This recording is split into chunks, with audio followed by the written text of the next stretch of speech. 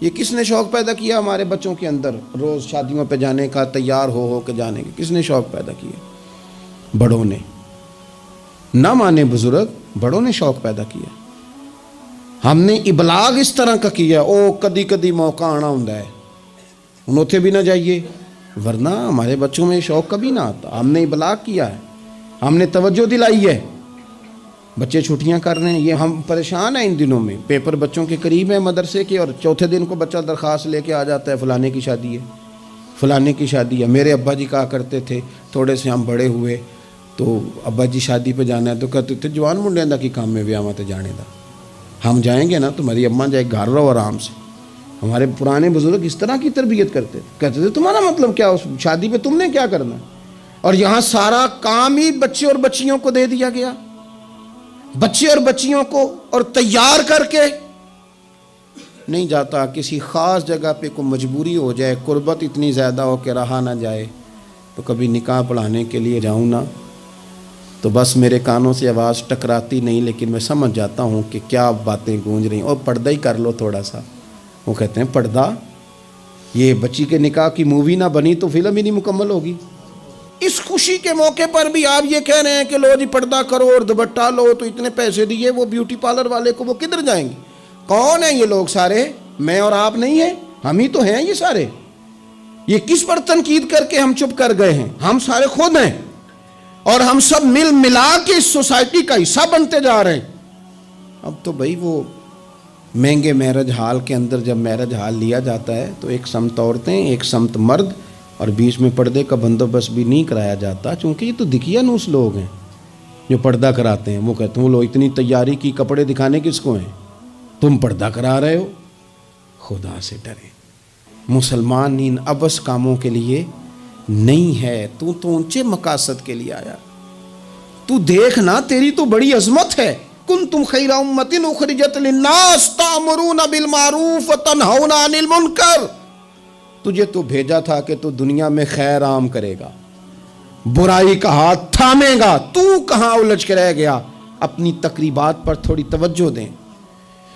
ایک تو یہ خوشی کی تقریبات، پھر ایک غم کی تقریبات۔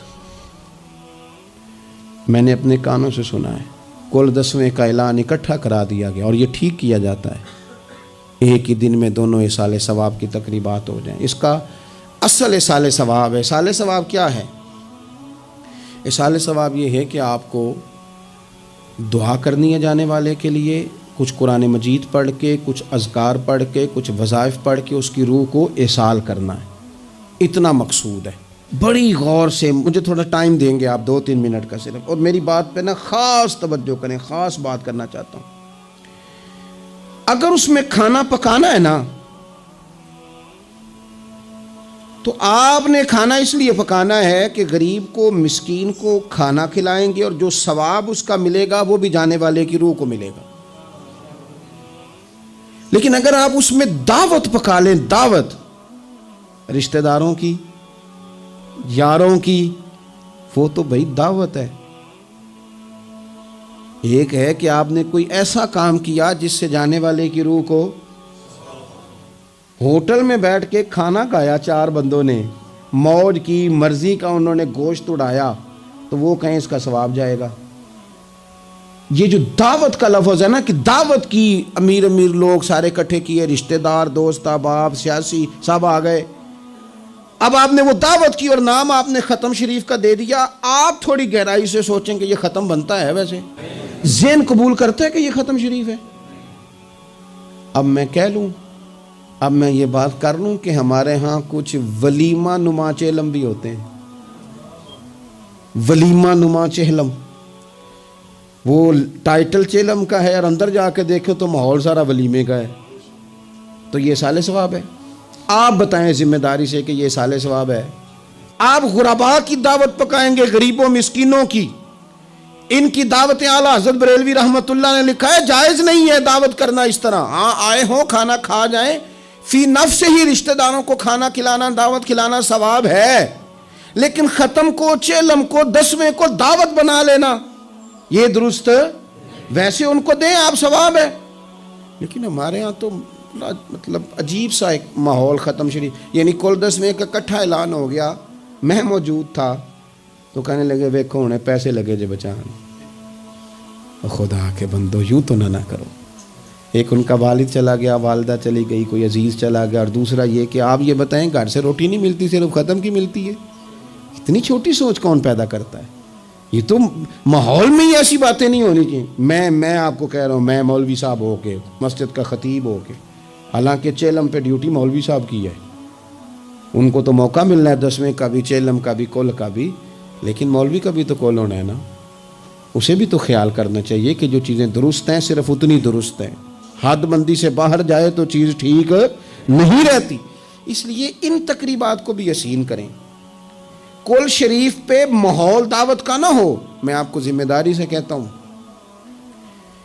کسی کا باپ فوت ہو جائے تو جتنی اچھی دعا وہ مانگ سکتا ہے, درد سے اتنی کوئی اور نہیں مانگ سکتا. لیکن وہ تو دعوت پکا رہا ہے نا, وہ تو دیگوں پہ ہے, وہ تو ٹینٹ کا سامان اکٹھا کر رہا ہے, وہ تو ترتیب لگا رہا ہے. اور میں ذمہ داری سے کہتا ہوں, کل سے پہلے 10ویں کے بعد, چیلم کے بعد بیٹوں کی لڑائی ہوتی ہے کہ خرچہ زیادہ ہے, تم حصہ نہیں پورا دے رہے, یہ سال ثواب ہے. تیرے ذمہ 25,000 ہے, تیرے ذمہ 30,000 ہے, یہ سال ثواب ہے. یہ غلط چیز ہے, کیونکہ آپ ایک ماحول ہے دعوت کا, ایک ماحول ہے دعا کا, ان دونوں میں فرق ہے. جہاں دعا کا ماحول ہوگا نا, وہاں نہیں یہ ٹینٹوں کا چکر, روٹیوں کا چکر, یہ آنے جانے والوں کا چکر, میرج حال, وہاں نہیں. وہاں تو لوگ قرآن شریف پڑھیں گے, وہاں تو گھر والے بھی بیٹھ کے تسلی سے تسبیح کریں گے, اور پھر تسلی سے آنسوؤں سمیت رب کی بارگاہ میں دعا کریں گے. دعوت اور دعا کا ماحول ہی الگ الگ ہے. اس لیے جو ہماری تقریبات اصالِ ثواب کی ہیں. اور پھر میں آپ سے عرض کروں, امیر بڑے بڑے چیلم کرتے ہیں, غریبوں کو مشکل میں ڈال دیتے ہیں. مشکل دعوتیں نہ بنائیں. کل 10ویں چیلم کو دعوتیں, یعنی مل بیٹھو, کپڑے نئے نکالو, پوری تیاری کرو, اور جناب وہاں جاؤ اور جا کے کھانا کھاؤ اچھا سا, خوبصورت سا, اور ساری توجہ ہی کھانے پہ. چونکہ وہ اس کو پتہ ہے کہ جس طرح شادی میں کھانا کم پڑ گیا تو عزت نہیں ہوگی, اس طرح اگر چیلم پہ کم پڑ گیا تو پھر بھی رسوائی ہوگی. تو جب کھانے پہ لگ جائیں گے تو دعا تو رہ گئی, جانے والے کا فائدہ نہ ہو سکا. ایک باتیں مزید اسی عنوان پر. اللہ تعالیٰ نے قرآن مجید میں یہ فرمایا کہ کل بفضل اللہ و برحمتہ فبذالک فلیفرحوا. اے محبوب علیہ السلام, آپ اپنے غلاموں سے فرما دیں کہ جب اللہ کا فضل اور اس کی رحمت ملے تو پھر خوشی منایا کریں, اظہار مسرت کریں. امام فخر الدین رازی رحمۃ اللہ علیہ نے یہاں ایک بات لکھی ہے جو بڑی خوبصورت ہے اور بڑی سمجھنے والی ہے. امام رازی رحمۃ اللہ علیہ فرماتے ہیں کہ یہ خوشی اس لیے نہیں منانی کہ انعام ملا ہے, خوشی اس لیے منانی ہے کہ رب کی طرف سے ملا ہے. خوشی اس لیے منانی ہے کہ محبوب نے دیا ہے. تو جب محبوب دے نا, وہ چند دن پہلے بڑا لطف آیا, بس ایک بات ہے بھولتی نہیں, سے ثبوت نہ منگو میتھوں, نظر کرم قد ہوئی, اے میں جانا یا دل پر جانے, غیر نہ جانے کوئی. یہ اس لیے خوشی منانی ہے کہ نظر کرم ہوئی ہے, اللہ نے نوازا ہے. تو اب جب اس لیے خوشی منانی ہے کہ اللہ نے دیا ہے, تو پھر خوشی بھی وہی منانی ہے جس سے اللہ راضی ہو. اسی انداز میں رہنا ہے جس میں رب رسول راضی ہوں. تقریبات میں 2-3 چیزوں کا خاص خیال. ایک تو خرچ حد سے زیادہ نہیں ہونا چاہیے, اعتدال کے ساتھ خرچ کریں, فضول خرچی سے بچیں. ہمارے ایک قرضہ وہ ہے جو انسان مجبور ہو کے لیتا ہے, کوئی مجبوری آ گئی, کوئی تنگ دستی آ گئی, کوئی نقصان ہو گیا. ایسے مقروض کے ساتھ تو نبی پاک صلی اللہ تعالیٰ علیہ وسلم نے نا اظہار ہمدردی فرمایا ہے. ایسے مقروض کو مہلت دینے کا کہا ہے جو مجبور ہو کے قرض لیتا ہے. حضور صلی اللہ علیہ وسلم نے فرمایا اگر تم نے کسی شخص سے قرض لینا ہے اور وہ تنگ دست ہے تو تم اسے مہلت دو. تم جتنے دنوں کی اسے مہلت دو گے نا, اور جتنے پیسے تم نے لینے ہوں گے اتنے ہی پیسے روز اللہ تمہیں صدقہ کرنے کا ثواب عطا فرمائے گا. اظہار ہمدردی کیا.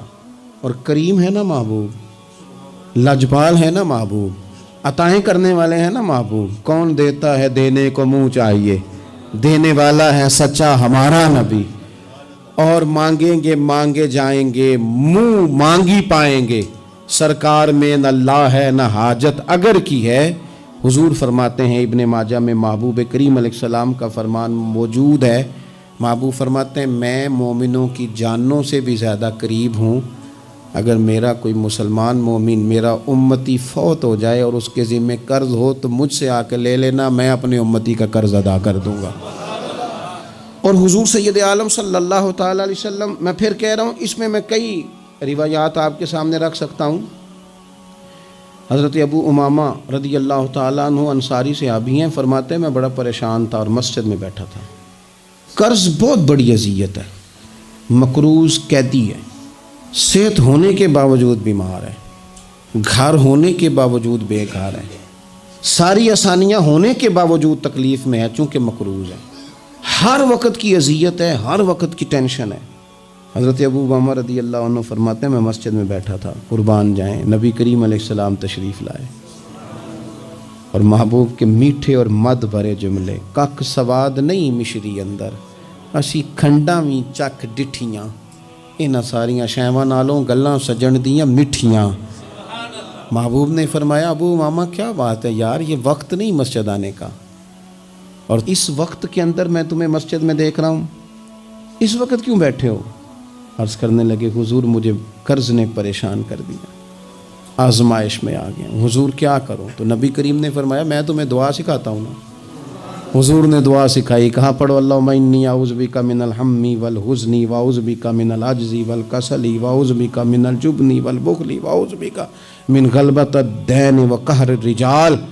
فرمائے اس دعا کو پڑھا کرو اللہ خیر کر دے گا۔ حضرت ابو امامہ فرماتے ہیں لوگو میں نے یہ دعا پڑھی، میرے نصیب دیکھو، پڑھی میں نے پر سیکھی میں نے ڈائریکٹ حضور سے ہے۔ میں نے یہ دعا پڑھی، اللہ نے میرے قرضے بھی دور کر دیے اور میرے غم بھی سارے دور کر دیے۔ ہمارے تو وظیفے میں اعلیٰ حضرت نے اس دعا کو شامل کر دیا، فرمایا اسے پڑھو، صبح بھی پڑھو شام بھی پڑھو، غم بھی دور ہوں گے قرضے بھی دور ہوں گے۔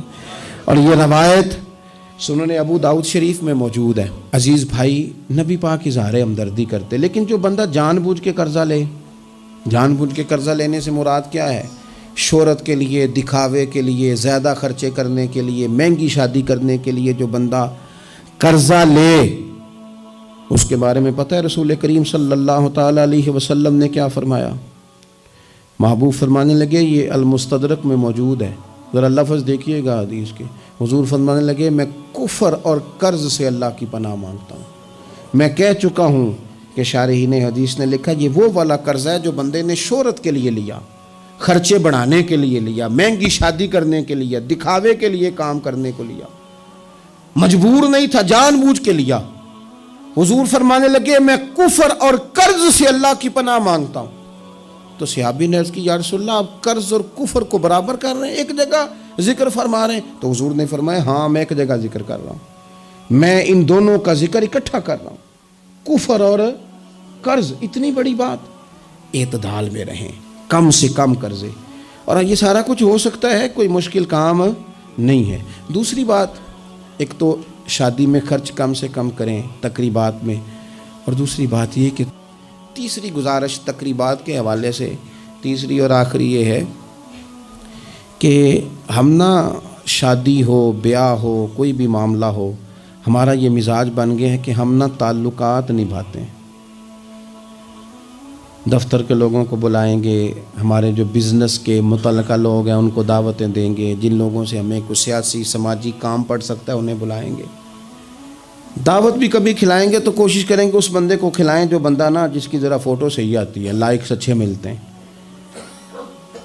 اسی طرح کا معاملہ شادی میں ہم نے کر لیا ہے، صرف اپنے فائدہ دیکھ کے، نفع دیکھ کے، بلکہ اخباروں میں بعض میں خبر آتی ہے فلاں کے بیٹے کا ولیمہ سیاسی اجتماع بن گیا، غربا کو موقع نہیں ملتا۔ ہمارے استاد صاحب بات سنایا کرتے تھے، وہ فرماتے تھے کہ ایک آدمی کو کسی نے بلا لیا شادی پہ، تو کسی گیراج میں کسی ورک شاپ پہ کام کرتا تھا، تو وہ نہ وہیں سے کپڑے نہ بدل سکا، انہی کپڑوں میں اسی طرح آلودہ تھے کام کے ساتھ۔ اس نے کہا کہ اگر میں گھر گیا تیار ہونے تو وہ لیٹ نہ ہو جاؤں، تو اسی طرح چلا گیا۔ اس کو چوکیدار نے اندر ہی نہیں جانے دیا، کہا تو کدھر آ گیا؟ اس نے بڑی کہا بھی مجھے بلایا ہے، میرا تعلق ہے۔ اس نے کہا نہیں تجھے کیسے بلا لیا؟ کیونکہ اسے پتہ تھا نا ان لوگوں کا تو اسٹیٹس ہی اور ہے، غریب آدمی ان کی دعوت میں۔ اس نے کہا جا تجھے نہیں بلایا، اندر ہی نہیں گھسنے دیا۔ اب وہ جلدی سے گاڑی بھگا کے گھر گیا، وہ کاٹن شاٹن مایا شایا تگڑے کپڑے ویس کوٹ اچھے طرح سوٹ بوٹ پہن کے جب وہ واپس لوٹا نا تو اس نے جناب خود سے اسی چوکیدار نے خود دروازہ کھولا، اندر بھیجا۔ اب وہ جب کھانا شروع ہوا نا تو اس نے ایک ڈونگا لیا سالن کا اور اپنا کرتا پکڑ کے اس میں ڈبو دیا، پھر دوسرا کرتا ڈبو دیا۔ لوگوں نے کہا تم باولے تو نہیں ہو گئے، یہ کیا کر رہے ہو؟ اپنے کپڑے آلودہ کر رہے ہو سالن سے۔ کہنے لگا میری تو دعوت نہیں، دعوت تو کپڑوں کی ہے، اگر میری ہوتی تو مجھے تو پہلے بھی داخل ہونے دیتے، یہ تو ان کپڑوں کی دعوت ہے میاں، تو یہ چونکہ ان کی دعوت ہے تو انہیں کہہ رہا ہوں کھاؤ کھانا، میری تو ہے ہی نہیں دعوت، ان کو کھانا چاہیے، اس لیے کہ یہاں تو گاڑیوں کی دعوت ہے، یہاں تو کوٹھیوں کی دعوت ہے، یہاں تو دعوت اس بات کی ہے کہ بڑی بازاروں میں کون آیا ہے؟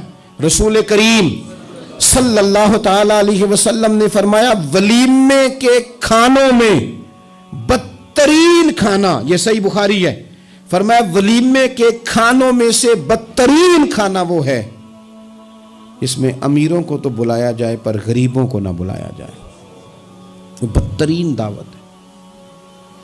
اس لیے بعض صوفیہ تو یہ فرماتے ہیں کہ کوشش کر کے نا بعض غریبوں کو منت کر کے لے آؤ اپنے ولیمے کی، اپنی تقریبات کی دعوتوں میں، تاکہ تمہارا کھانا اچھا کھانا تو بن جائے نا، تمہارا کھانا بہترین کھانا تو بن جائے نا، تمہارا کھانا اعزاز والا تو ہو جائے، کچھ تو غرباء کو دعوت دے لو۔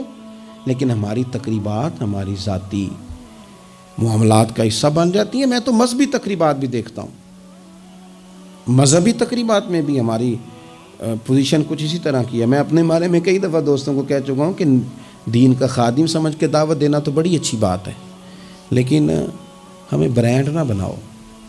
ہمیں بعض جگہ بڑی اچھی طرح سمجھ آ جاتی ہے کہ بعض آدمی کا بات کرنے کا سٹائل کیا ہے، اور جو آدمی روز اتنی لمبی چوڑی تقریر کرتا ہے اس کو جب آگے کوئی شخص بات سنانے کی کوشش کرتا ہے تو پتہ چلو اکثر چل جاتا ہے کہ کہاں سے بات کر رہا ہے۔ چلیں جواب نہ دینا کئی دفعہ اخلاقی طور پر درست نہیں ہوتا۔ دینی تقریبات کو کوئی ضروری ہے کہ 600 آدمی 400 آدمی بیٹھے گا تو پھر ہماری محفل ہوگی؟ کوئی ضروری ہے؟ اس لیے تو غریب آدمی نے جلسے کو ہاتھ ڈالنا ہی چھوڑ دیا، جلسہ مہنگا ہی بڑا ہے۔ غریب آدمی نہیں یہ کام کرتا، وہ کیسے محفل کرے گا؟ وہ تو آپ ساؤنڈ والے کے پاس جائیں تو کہتا ہے دور بدل گیا ہے، اب کہاں 1500 میں ساؤنڈ لگتا ہے۔ وہ تو چونکہ ہم نے ہر چیز کو برانڈ بنا دیا، کمرشل کر دیا، ماحول اور طرح کا بنا دیا، یہ کام نہ کریں۔ آپ اس کو دین ہی بنائیں اور یہ ذوق ہی رہے نا تو بھائی اس کے لیے پھر کسی آرٹیفیشل نعت خواں کو بلانے کی ضرورت نہیں ہوتی، محلے کا لڑکا بھی سونی نعت پڑھ لیتا ہے۔ اس کے لیے پھر اپنے خطیب صاحب بھی بڑی بہترین تقریر کر لیتے ہیں جو ہمیں 5 نمازیں پڑھاتے ہیں، پھر یہاں بھی سارے کام، لیکن ذہن تقریبات کے لحاظ سے بن گیا ذرا بڑا اونچا سا۔ دین اپنی ذاتی حیثیت رکھتا ہے، اپنی تقریبات کو شستہ کریں، سنجیدہ کریں، صاف ستھرا کریں، جتنی بھی قباحتیں ہیں اخلاقی ہیں مالی ہیں ان کو دور کریں۔ ہم مسلمان ہیں، مسلمان بڑا سنجیدہ سا ہوتا ہے، سونا سا ہوتا ہے، اس کے رویے بڑے میٹھے ہوتے ہیں، اس کے آنے جانے کے معاملات میں شائستگی ہوتی ہے، اسے دیکھ کے پتہ چلتا ہے کہ یہ رسول اللہ کا ماننے والا ہے، یہ نبی کریم علیہ الصلوۃ والسلام کا تربیت یافتہ امت ہے۔ اللہ تعالیٰ سمجھ عطا فرمائے۔ آخر دعوانا الحمدللہ۔